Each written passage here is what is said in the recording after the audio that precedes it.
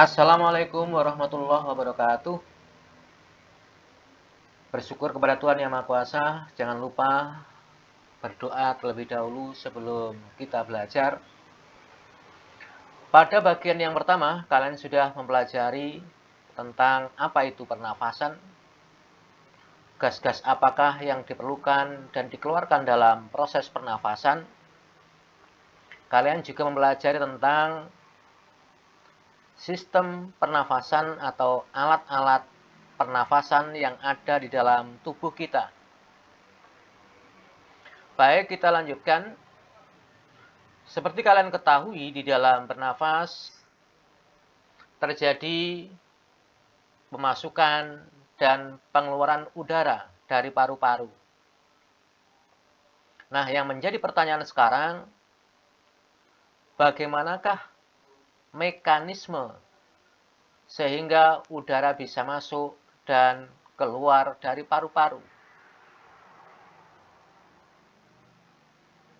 Jadi, yang menjadi pertanyaan, mengapa udara luar itu bisa masuk ke paru-paru dan juga bisa keluar dari paru-paru? Nah, untuk menjawab pertanyaan itu, kamu simak dengan cermat tayangan berikut ini.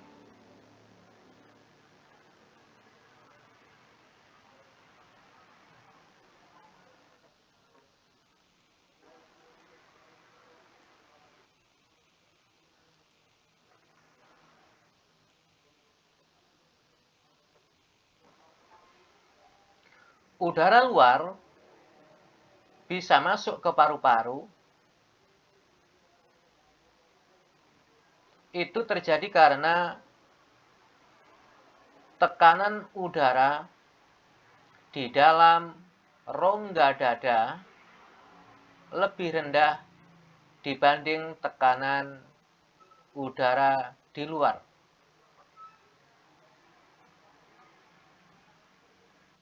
Tentunya kalian masih ingat, kalau tidak salah, hukum Boyle di dalam pembelajaran fisika, ya, bahwa udara itu akan bergerak dari tekanan maksimum atau tekanan yang lebih tinggi menuju ke tekanan yang lebih rendah.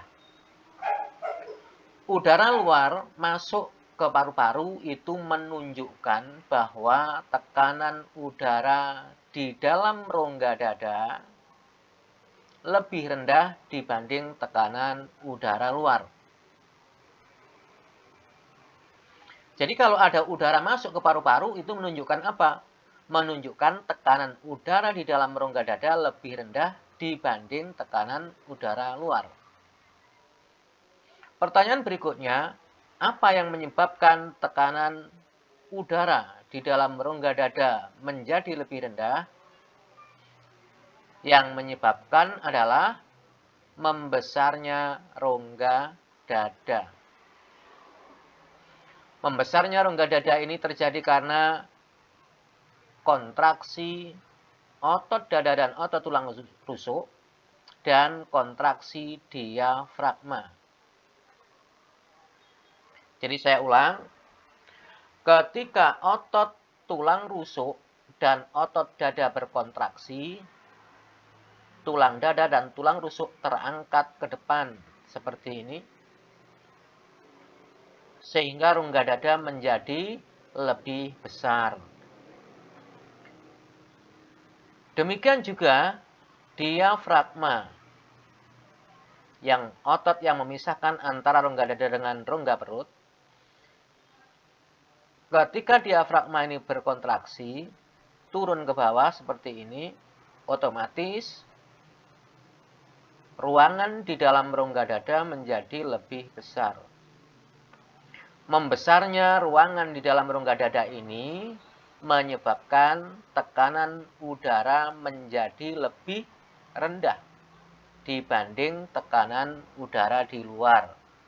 Dan akhirnya dengan sendirinya udara luar masuk ke paru-paru.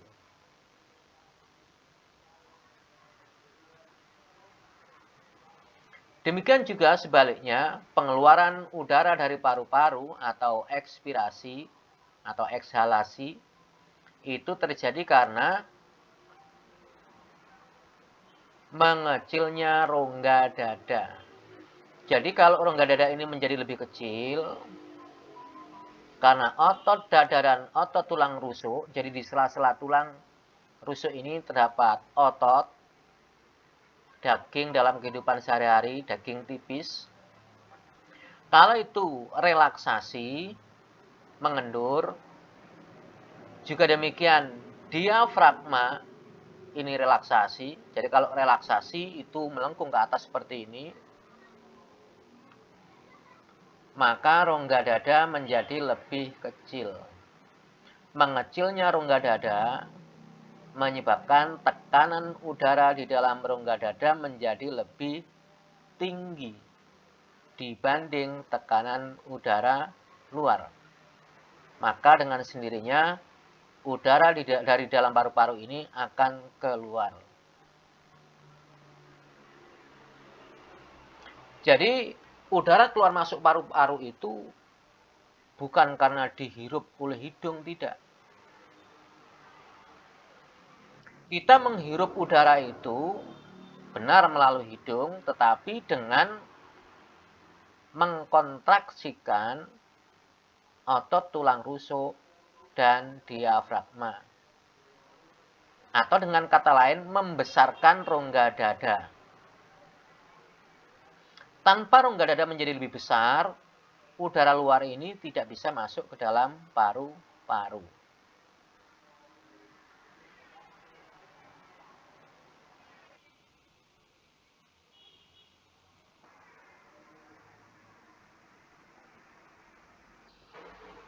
Baik, jadi mekanisme pernafasan itu meliputi inspirasi atau inhalasi, pemasukan udara ke paru-paru, dan yang kedua, ekspirasi atau ekshalasi atau pengeluaran udara dari paru-paru.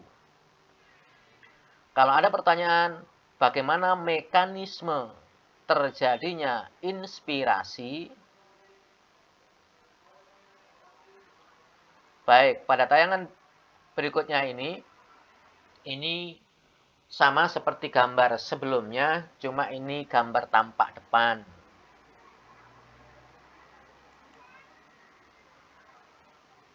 Nah, tentunya kalian bisa menebak. Pokoknya kalau rongga dadanya menjadi lebih besar, ini berarti udara bisa masuk ke paru-paru atau inspirasi. Jadi kamu bandingkan antara gambar keduanya. Yang lebih besar, itu berarti udara masuk. Membesarnya itu karena apa? Kontraksi otot dada dan otot tulang rusuk, serta kontraksi diafragma atau mendatarnya diafragma. Karena diafragma ini ketika berkontraksi itu mendatar. Sebaliknya, ekspirasi terjadi karena mengecilnya rongga dada.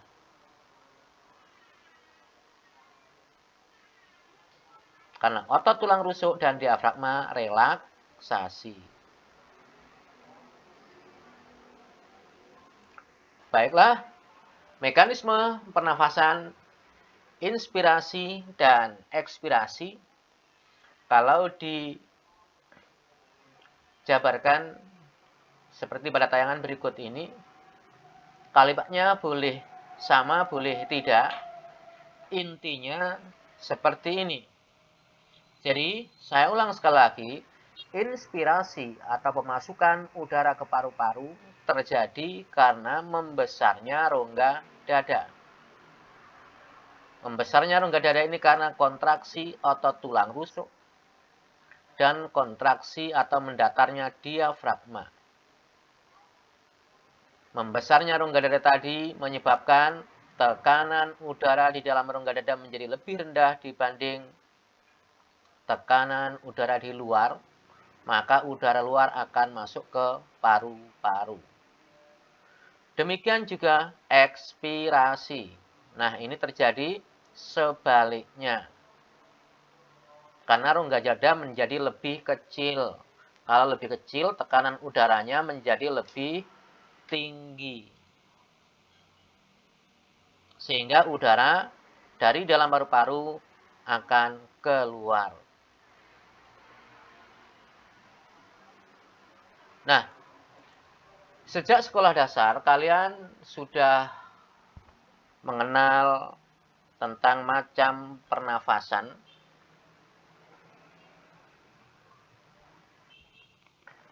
Iya, benar. Pernafasan bisa dibedakan. Ada pernafasan dada dan pernafasan perut. Apakah perbedaan keduanya? Ketika saya bertanya kepada anak-anak, apa itu pernafasan perut? Pernafasan yang menggunakan perut. Kalau pernafasan dada, pernafasan yang menggunakan dada. Apakah memang seperti itu? Baiklah, sebenarnya begini.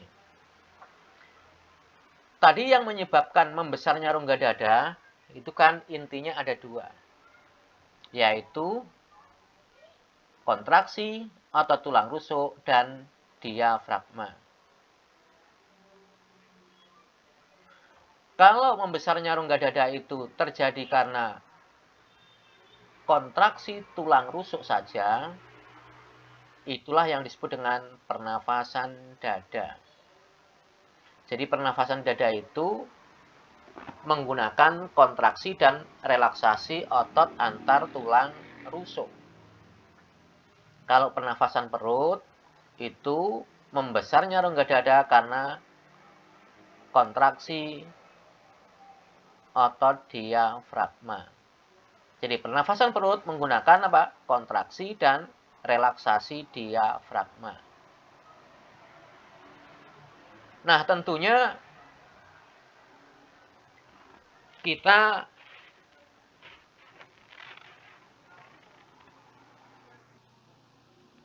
di dalam bernafas ya, itu sulit dibedakan antara pernafasan dada dan pernafasan perut. Karena dalam keadaan biasa, pernafasan itu terjadi karena kontraksi otot tulang rusuk dan diafragma ini.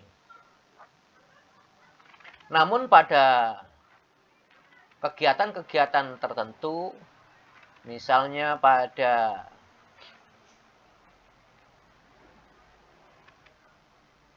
olahraga seperti tinju, mungkin karate, wushu, atau mungkin juga seni vokal, bina vokal ya, itu biasanya dilatih melakukan pernafasan dada dan pernafasan perut.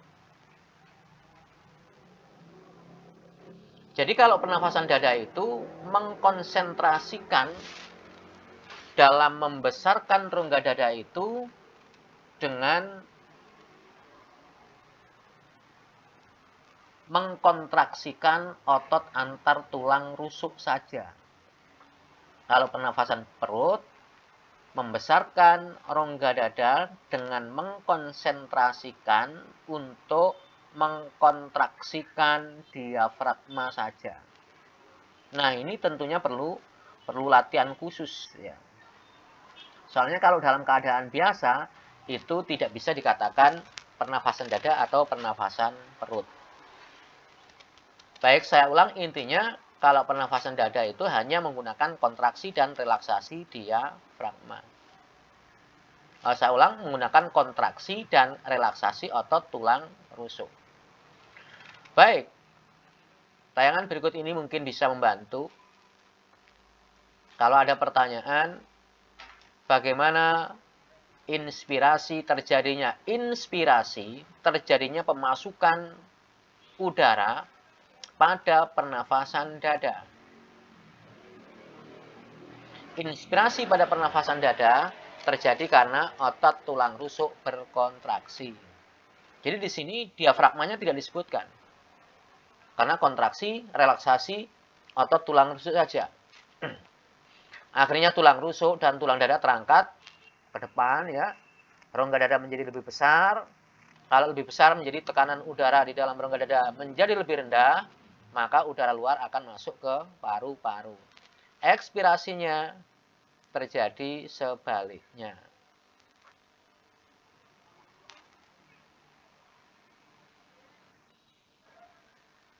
Paham? Baik, kita lanjutkan. Pada pernafasan perut. Tadi pernafasan perut menggunakan kontraksi dan relaksasi diafragma. Inspirasinya tentunya terjadi karena diafragma berkontraksi. Kalau diafragma berkontraksi, rongga dada menjadi lebih besar. Tekanan udara di dalam rongga dada menjadi lebih rendah. Karena lebih rendah, maka udara luar masuk ke paru-paru. Demikian juga ekspirasinya terjadi sebaliknya.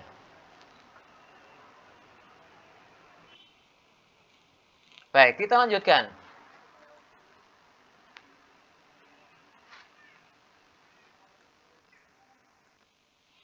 Kita lanjutkan sekarang belajar tentang kapasitas paru-paru. Demikian juga di sekolah dasar kalian sudah mengenal ini. Ada volume tidal atau udara pernafasan, ya. Kemudian juga kapasitas vital paru-paru dan sebagainya. Baiklah, perhatikan grafik pernafasan berikut ini. Dan ini ditunjukkan juga volume atau jumlahnya.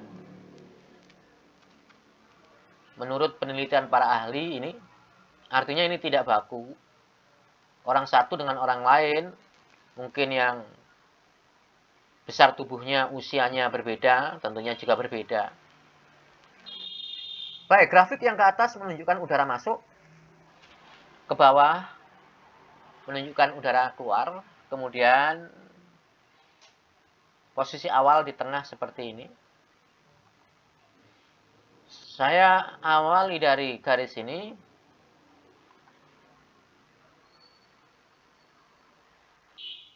Ini naik, masuk, keluar. 500 mili atau 500 cc. Mili dan cc itu sama. Ini menunjukkan grafik volume tidal atau udara pernafasan. Yaitu udara yang keluar masuk ketika pernafasan biasa. Atau yang terjadi pada saat pernafasan biasa. Pernafasan biasa yang dimaksud, ya, seperti kita sedang santai, duduk, atau berjalan, itu dikatakan keadaan yang biasa. Kita kan terus bernafas, udara keluar masuk. Udara yang keluar masuk ketika kita bernafas, itu jumlahnya 500 cc atau 500 mili, atau setengah liter. Itulah yang disebut dengan udara pernafasan atau volume tidal.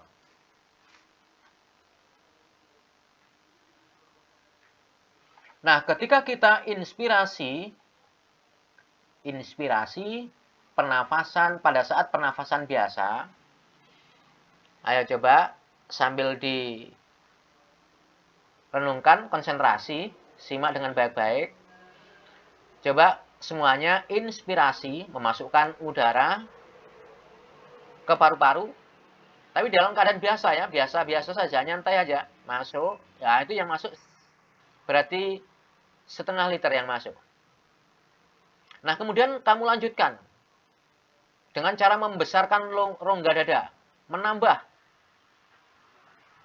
lagi, kamu masukkan.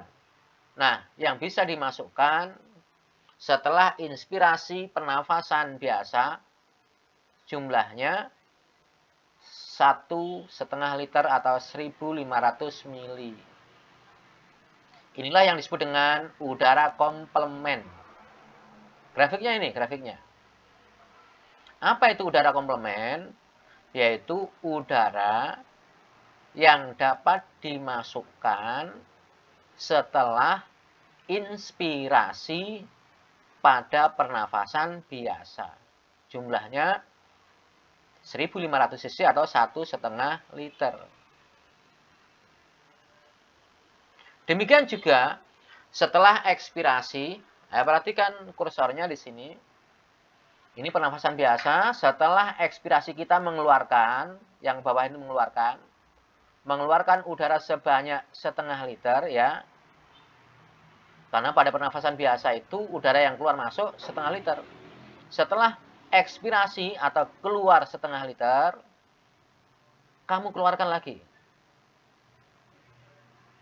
Dengan cara merelaksasikan otot tulang rusuk dan diafragma, mengecilkan rongga dada.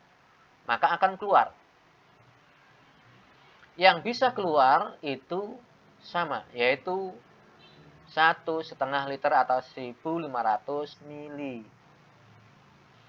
Jumlah atau volume udara yang bisa kita keluarkan setelah ekspirasi pernafasan biasa itu disebut dengan udara suplemen.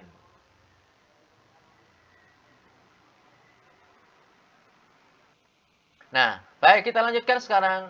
Kita pelajari apa itu kapasitas vital dan apa itu juga kapasitas total paru-paru. Baik, kami ikuti tayangan berikutnya. Ini adalah perangkat sederhana untuk mengukur kapasitas vital paru-paru kita. Dibutuhkan ada tempat air tabung yang ukurannya lebih besar. Kita bisa menggunakan ember atau timba. Kemudian yang dibutuhkan lagi adalah botol air minum yang baik ukurannya yang 5 liter, yang agak besar itu. Jadi botol yang besar. Ada tapi jarang. Sebetulnya ada yang ukurannya 5 liter. Nah, kemudian sebelumnya diberi skala volume. Jadi menggunakan gelas ukur, menggunakan walaupun tidak gelas ukur atau gelas biasa juga bisa, cuma tidak begitu tepat ya. Gelas biasa itu yang ukurannya agak relatif besar, atau menggunakan begini aja, menggunakan gelas minuman mineral itu. Ya, gelas aqua atau apa itu bisa. Nah, di situ kan tertera volume atau isinya. Itu bisa digunakan sebagai ukuran. Jadi dimasukkan menggunakan gelas ukur, kita masukkan air ke dalam gelas ukur 1,5 liter, ya, misalnya 1,5 liter. Kemudian kita masukkan,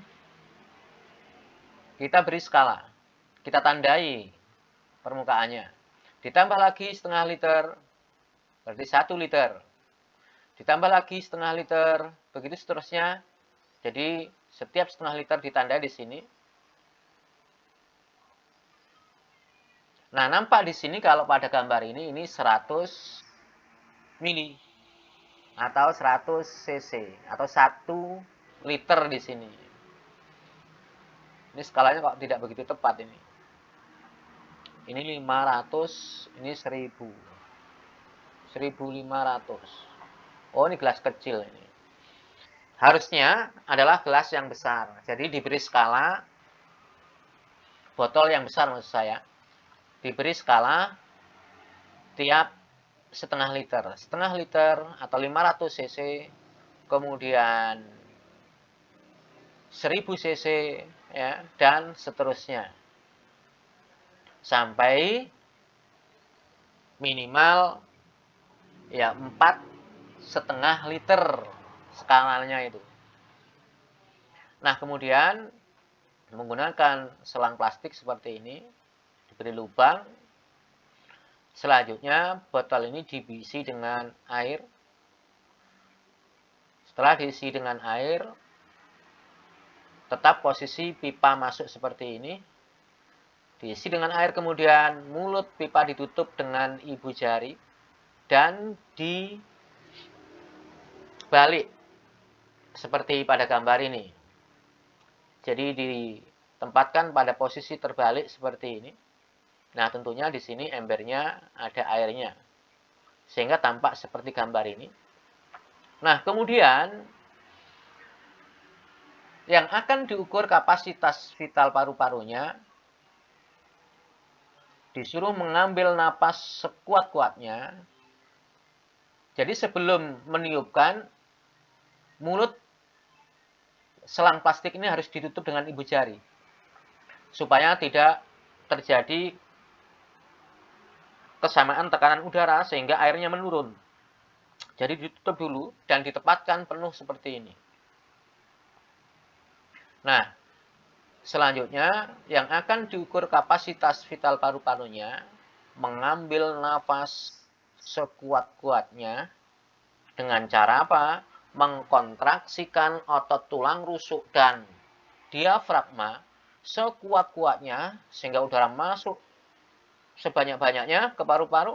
Nah, selanjutnya setelah mentok maksimal, baru udara yang ada di paru-paru itu dimasukkan, ditiupkan melalui selang sehingga udara itu masuk ke dalam botol ini. Nah, udara yang masuk ke dalam botol ini nanti akan mendesak air. Jadi air ini akan terdesak. Didesak oleh udara yang dimasukkan oleh anak ini. Mendesak air ke bawah sehingga permukaan air turun seperti ini.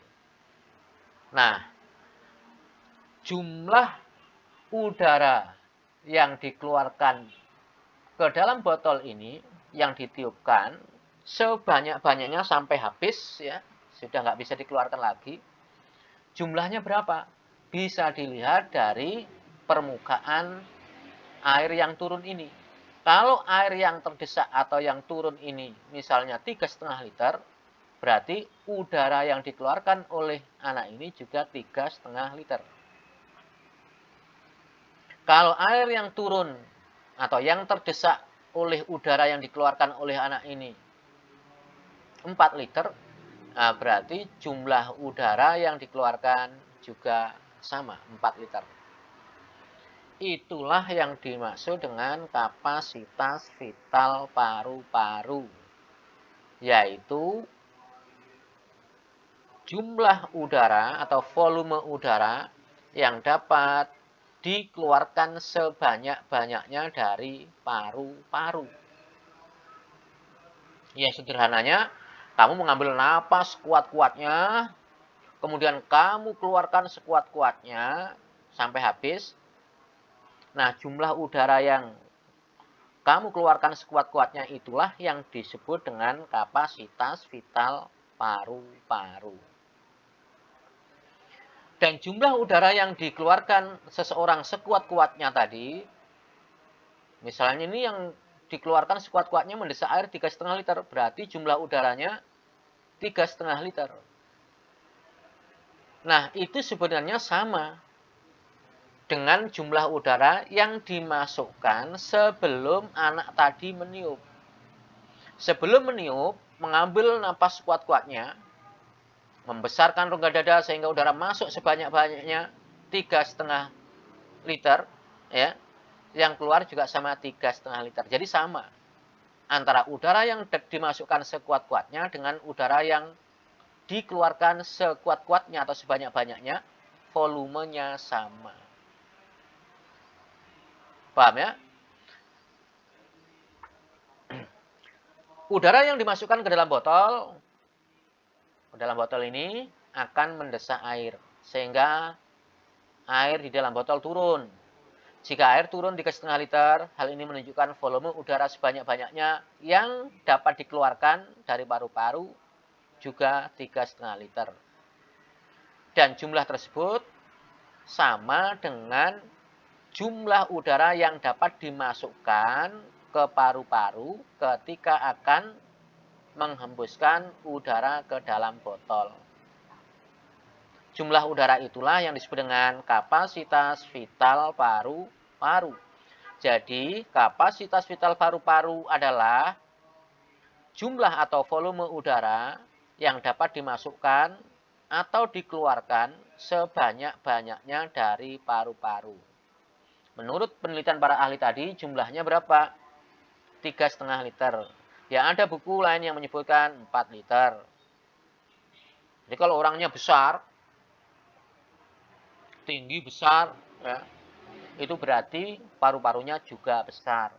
Isinya juga banyak. Berarti kapasitas vitalnya juga lebih besar. Baik, kita lanjutkan. Nah, ini penjelasan dari grafik tadi. Yang pertama adalah udara pernafasan atau udara tidal, yaitu udara yang keluar masuk paru-paru pada waktu pernafasan biasa, jumlahnya 0,5 liter atau 500 mili atau 500 cc. Yang kedua, udara komplement. Ayo, yang komplement tadi yang grafiknya naik. Naik berarti masuk, ya, yaitu udara yang masih dapat dimasukkan ke paru-paru setelah melakukan inspirasi pernafasan biasa. Besarnya 1.500 cc atau 1,5 liter. Kemudian, udara suplemen. Udara yang masih dapat dikeluarkan dari paru-paru setelah kita melakukan ekspirasi pernafasan biasa. Jumlahnya 1,5 liter juga. Kita lanjutkan. Kapasitas vital paru-paru, yaitu jumlah atau volume udara yang dapat dimasukkan atau dikeluarkan. Karena jumlahnya sama sebelum, kalau yang dikeluarkan itu 3,5 liter, yang dimasukkan juga 3,5 liter. Makanya di sini dituliskan seperti ini, dimasukkan atau dikeluarkan sebanyak-banyaknya dari paru-paru. Jumlahnya 3,5 liter. Kita lanjutkan. Ketika seseorang sudah mengeluarkan udara sekuat-kuatnya, kamu ambil napas sekuat-kuatnya dengan cara mengkontraksikan otot tulang rusuk dan diafragma, membesarkan rongga dada. Sekuat-kuatnya, sudah penuh. Kemudian kamu keluarkan sebanyak-banyaknya sampai habis. Sepertinya sudah tidak ada lagi udara di dalam paru-paru. Nah, sebenarnya di dalam paru-paru itu masih ada udara yang tidak bisa dikeluarkan. Jumlahnya 1 liter. Itulah yang disebut dengan udara residu atau sisa. Yaitu udara yang terdapat di paru-paru setelah melakukan ekspirasi sekuat-kuatnya. Jumlahnya 1 liter. Jadi, kalau misalnya seseorang itu mengeluarkan udara sekuat-kuatnya yang keluar dari paru-paru 3,5 liter, berapa kapasitas totalnya ketika udara itu masih berada di dalam paru-paru? Kalau ketika dikeluarkan sebanyak-banyaknya juga 3,5 liter, masih ada sisa 1 liter, berarti sebelum mengeluarkan udara yang 3,5 ini, jumlah seluruhnya yang berada di paru-paru berarti 3,5 ditambah 1, 4,5 liter. Itulah yang disebut dengan kapasitas total paru-paru. Yaitu jumlah udara yang dapat ditampung paru-paru. Kapasitas total paru-paru yaitu kapasitas vital ditambah dengan udara residunya.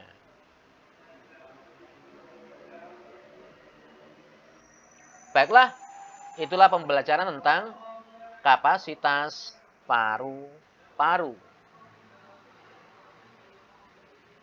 Kita lanjutkan pembelajaran berikutnya. Kita pelajari tentang gangguan atau penyakit yang berkaitan dengan sistem pernafasan. Nah, tentunya juga bagaimana cara menghindari dari gangguan-gangguan tersebut. Kalian bisa membuka di dalam buku sekolah tentang gangguan-gangguan atau penyakit yang berkaitan dengan sistem pernafasan. Karena sistem pernafasan itu terdiri dari rongga hidung, kemudian faring, laring, batang tenggorok, cabang batang tenggorok, dan paru-paru. Juga alveolus yang ada di dalamnya. Nah, kalau gangguan itu terjadi pada alat-alat pernafasan itu bisa dikatakan dengan gangguan atau penyakit pernafasan. Semua orang, jadi hampir semua orang, katakanlah semua orang itu pernah mengalami gangguan sistem pernafasan. Yang sering terjadi adalah ya seperti flu, kemudian pilek, ya, batuk. Mungkin semua orang pernah merasakan itu. Baik, yang pertama adalah influenza, flu. Berikutnya ada asma. Kalau influenza ini disebabkan oleh kuman atau mikroorganisme, ya semacam virus, ya. Ada virus yang menyebabkan influenza. Nah, kalau asma ini berbeda dengan influenza. Asma itu terjadi penyempitan saluran nafas sehingga bernafasnya susah atau berat dan biasanya ditandai dengan bunyi, ya, atau orang Jawa menyebut bengek, ya.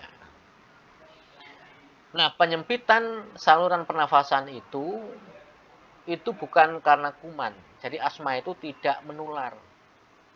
Ada istilah pencetus asma.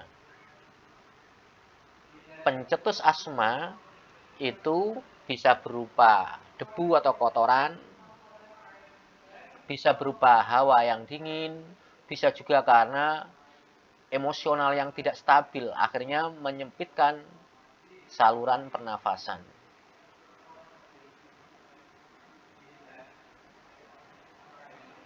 Kita lanjutkan.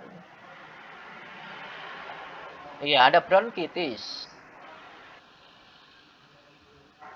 Kalau terjadi peradangan pada bronkia, cabang batang tenggorok, itu sering disebut dengan istilah bronkitis. Kalau peradangan itu bisa karena kuman, mikroorganisme, bisa bakteri, bisa virus. Yang berikutnya pleuritis. Nah, paru-paru dilindungi oleh selaput tipis namanya pleura. Kalau terjadi peradangan di situ, istilahnya adalah pleuritis. Kita lanjutkan. Ada pneumonia. Nah, ini kondisi yang lebih buruk, ya. Di dalam paru-paru terdapat alveolus, tempat terjadinya pertukaran udara, pengikatan oksigen, pelepasan CO2. Kalau alveolus itu terinfeksi oleh mikroorganisme, bisa berupa virus atau bakteri, ya, maka akan terjadi peradangan, akan terpenuhi oleh cairan atau lendir, sehingga menyebabkan difusi oksigen ke dalam darah, pertukaran pengikatan oksigen itu akan terganggu. Mungkin ada orang yang menyebut dengan istilah paru-paru basah.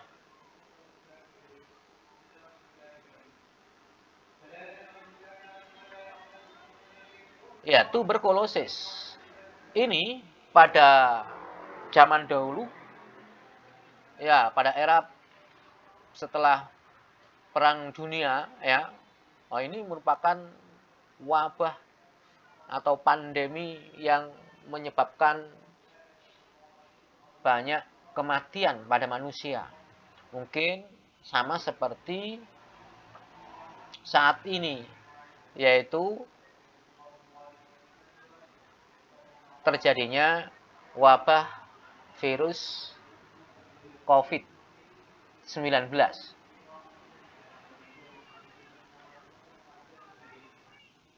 Nah, tuberkulosis ini disebabkan oleh bakteri, ya. Bakteri itu mikroorganisme, Mycobacterium tuberculosis. Dan ini perlakuannya agak aneh. Jadi pengobatannya harus dilakukan selama 6 bulan berturut-turut tanpa terputus. Nah, mungkin ada pertanyaan, apakah corona itu bisa dimasukkan? Iya, bisa dimasukkan. Artinya apa? Semua gangguan yang terkait dengan sistem pernafasan itu termasuk gangguan atau penyakit pernafasan. Baik, di sini ada beberapa informasi dari yang di atas tadi. Hanya beberapa saja.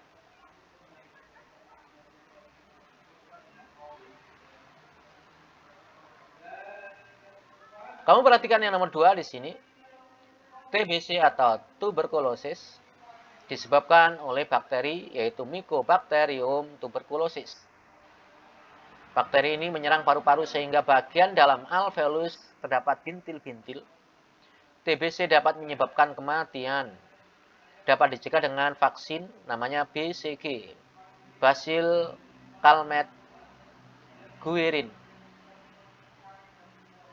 Saya yakin kalian semua sudah mendapatkan vaksin ini. Vaksin BCG itu untuk supaya kalian memiliki kekebalan terhadap kuman atau bakteri TBC, Mycobacterium tuberculosis. Pengobatan pada aktif tuberkulosis artinya pada orang yang terkena penyakit TBC ini dilakukan dengan menggunakan antibiotik selama kurang lebih 6 bulan, tidak boleh putus.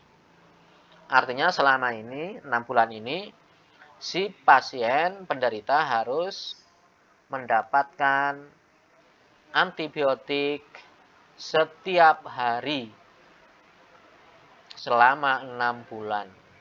Kalau misalnya putus di tengah jalan, ketika sudah mendapatkan 5 bulan lebih, kemudian tidak minum atau mungkin tidak disuntikan antibiotik, maka harus mengulangi dari awal. Baik, yang ketiga, pneumonia disebabkan oleh bakteri atau virus atau jamur yang menginfeksi paru-paru, khususnya alveolus. Penyakit ini menyebabkan oksigen susah masuk karena alveolus dipenuhi cairan. Baik, itulah selengkapnya kalian bisa membaca di dalam buku sekolah atau kalian bisa mengakses di website tertentu tentang gangguan pada paru-paru atau gangguan sistem pernafasan. Nah, nanti di situ banyak sekali informasi. Juga bagaimana cara pencegahannya. Baik, demikianlah pembelajaran tentang sistem pernafasan. Jadi pada bab ini kalian mempelajari tentang apa itu pernafasan, gas-gas apakah yang diperlukan atau dikeluarkan. Kemudian kalian juga mempelajari tentang sistem atau alat-alat pernafasan apa saja. Kalian juga mempelajari tentang mekanisme pernafasan atau mekanisme pemasukan dan pengeluaran udara. Mengapa udara luar bisa masuk? Mengapa udara keluar bisa dalam paru-paru bisa keluar dari paru-paru? Kalian tadi sudah mempelajari pada pembelajaran ini. Sekian dulu. Saya akhiri. Selamat belajar. Semoga sukses. Amin ya rabbal alamin. Wassalamualaikum warahmatullahi wabarakatuh.